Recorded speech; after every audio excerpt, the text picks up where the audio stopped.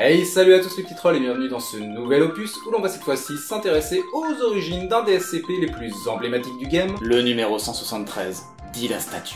Ou bien la sculpture plutôt, si on s'en réfère du moins à la page officielle. Mais bon, apparemment en France on a décidé que ça serait la statue. Et ce qui me dérange pas perso, hein. Je trouve même qu'effectivement ça lui va mieux.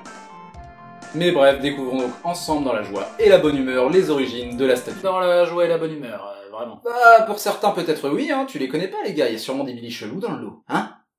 Bon, et quand même en passant, pour ceux qui ne connaîtraient pas encore ce SCP, donc certainement fraîchement arrivé dans le game, je rappelle qu'il s'agit d'une entité qui aurait la petite manie de venir briser chaleureusement la nuque de toute personne se trouvant à quelques mètres de lui, du moins tant que personne ne le regarde, et ce de manière extrêmement rapide puisque le simple fait de cligner des yeux suffit à se faire défoncer la gueule. Bon, après en soi, ce SCP n'est pas non plus si dangereux que ça puisqu'il suffit pour le minder de garder un contact visuel constant quitte à cligner des yeux l'un après l'autre. Après c'est sûr, faut pas non plus se laisser distraire quoi. Bon et bien sûr, au lieu de rester planté comme un con tel que je viens de le faire, hein, ça c'était juste pour la blague, pensez surtout à vous barrer le plus vite possible et normalement si vous mettez suffisamment de distance entre vous, l'entité devrait assez rapidement vous foutre la paix. Enfin, normalement. Mais bref, ceci étant dit, passons dès à présent au sujet principal de cette vidéo, la Genèse 273. La statue serait en réalité née d'un drabe lorsqu'un mari violent et certainement fortement alcoolisé aurait, dans un excès de rage, tué sous les yeux horrifiés de sa propre femme le produit de leur chair et de leur sang, rendant dès lors cette dernière si folle de douleur qu'elle baisa alors, à l'aide d'une batte, le crâne de ce dernier.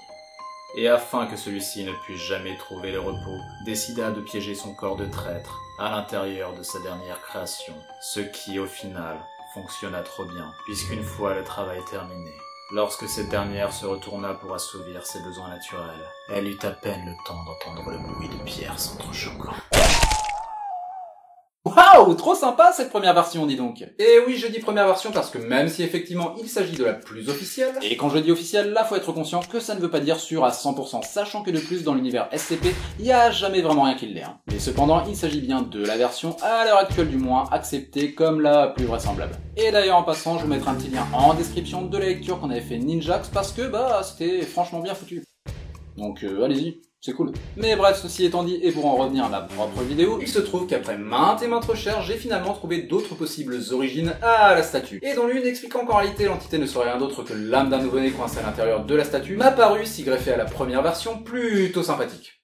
Enfin, sympathique, c'est pas vraiment le bon terme, mais intéressante quoi. Tout est de sa faute. S'il n'avait pas été là, le bébé serait toujours avec nous. Le magnifique produit de notre amour et de notre sang. Mais bordel, mais il la ferme jamais ce monde. C'est un bébé, c'est normal. Pousse-toi. Non, c'est ma faute. Au fond, j'ai toujours su que ça finirait comme ça. Comment aurait-il pu en être autrement? Pardon, mon amour. J'aurais dû te protéger. Alors qu'un mélange de sang et de cervelle coupe de la blessure du traître, je contemple mon petit ange paisiblement assoupi entre mes bras. Et je me dis que non. C'est injuste, tout ça par la faute de ce salaud, cet alcoolique notoire qui t'a enlevé à moi. Non, mon bébé, je te le promets, je ne laisserai jamais personne nous séparer. Et alors que je transporte son frêle petit corps jusqu'à mon atelier, et le place dans le cadre métallique servant de support pour ma dernière création, je me dis que oui, c'est parfait. Tu seras ma plus belle pièce, mon amour. Mélange de ma chair et de ma sueur. Oh, que tu es beau.